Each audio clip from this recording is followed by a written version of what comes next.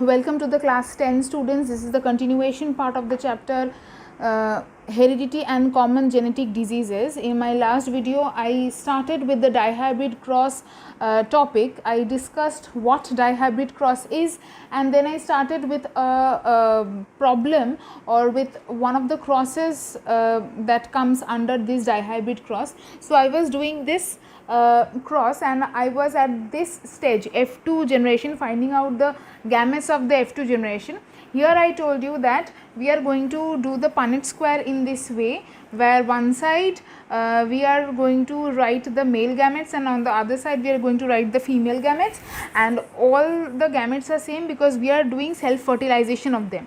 Okay, so one box I did, and this is how we are doing this. We are going to find out the resultant of this and this. So this is obviously capital R, capital Y and capital Y. Okay, I hope it is clear to you all, and I asked you to do this the rest on your own. I am going to do the rest now. So what will be this one? This one will be capital R, capital Y, small y. I told you in the previous monohybrid cross that obviously always the capital letter will come before the small letter. You will never write like this capital R, small y, capital Y, never, because dominant is dominating the recessive one, right? So always the dominant should come first. Okay, next this one capital R, small r, capital Y. Okay, next one capital R, small r, capital Y, small y. This line done. Now next moving on to the second line, capital R, capital Y, small y. This one capital R, small y, capital R, small y. Clear?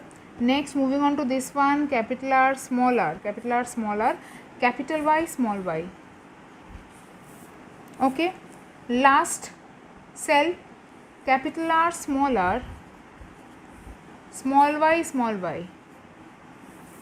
Okay, always demarcate capital Y as this and small y as this. Okay, do not write otherwise, because it will be very difficult to understand or differentiate between the capital letter and the small letter.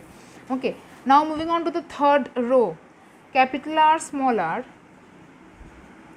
capital Y. Next capital R, small r, capital Y, small y. Next small r, capital Y. Okay, next last small r, capital Y, small y. Okay, and then we are left with the last row, which is capital R, small r, and then capital Y, small y. This is small y. Okay, capital Y, small y. Lastly, second cell is capital R, small y.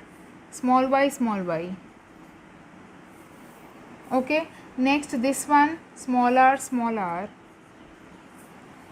y, capital Y, small y. Lastly small r, small y. Okay, small r, small y. Okay, this is our whole Punnett square. You will have to do the complete this complete thing. If you do a mistake here, the whole problem will get wrong, but the problem means the solving of the problem, the solution doesn't end here. You will have to find out the genotypic and the phenotypic ratio from here. Okay, so here what we have done is we have found 16, 1 2 3 4, so 4 into 4, 16 organisms, the genotypes of the organisms we have found. Now what we will have to do, we will have to find out the phenotypic ratio. We are not going to find out the genotypic ratio, because since it is such a big one, means it will it can be bigger as this, means than this as well. So finding genotypic ratio, you will not get the problem in exams that find the genotypic ratio in this dihybrid cross, but phenotypic ratio you will have to find out. Okay, so I am writing phenotypic ratio at the bottom. phenotypic ratio I am writing in short, but you are not going to write in PR because otherwise you will not get the marks. You will write the full thing, phenotypic ratio. Okay. Now what are the phenotypes we are getting here? The phenotypes, the four we are getting four phenotypes, four different types of phenotypes. The first two will be same as that of the parents. So what are they? Round yellow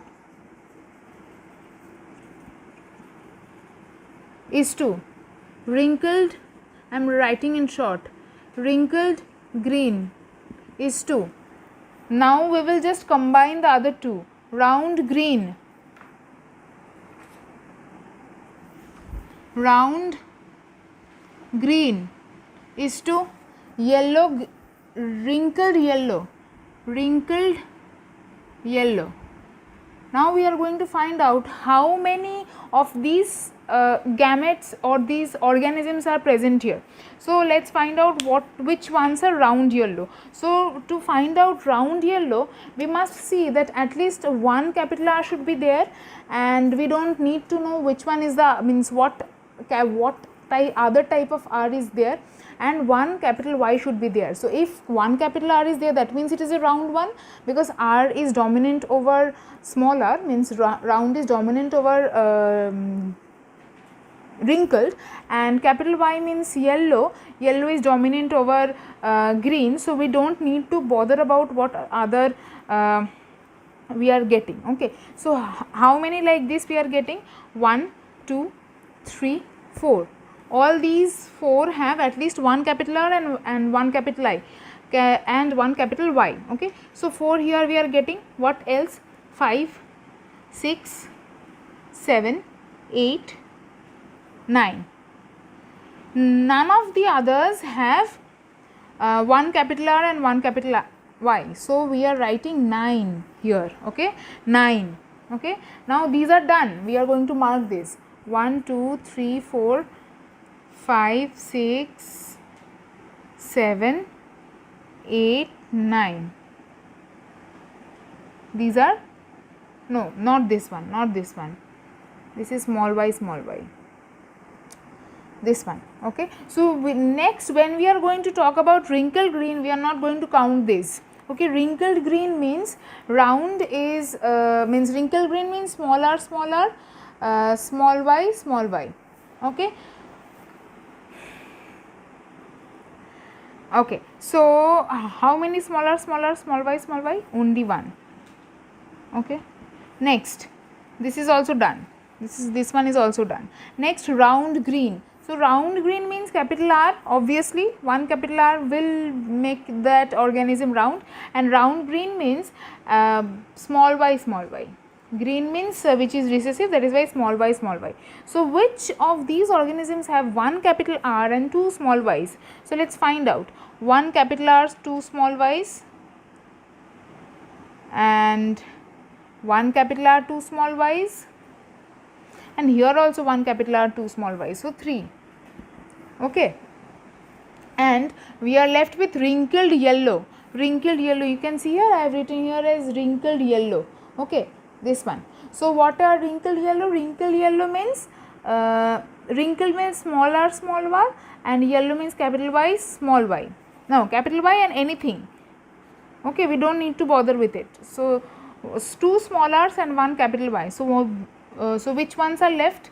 This one, and this one. These 3 are left. So this is 3 wrinkled yellow we are getting. So now one means different thing I did here, which you should not do, which I should not also do, that we wrote here the parental generations, right? So the parental generations will come at 2 extremes. So you will write like this: round yellow is to round green is to wrinkled yellow is to wrinkled green.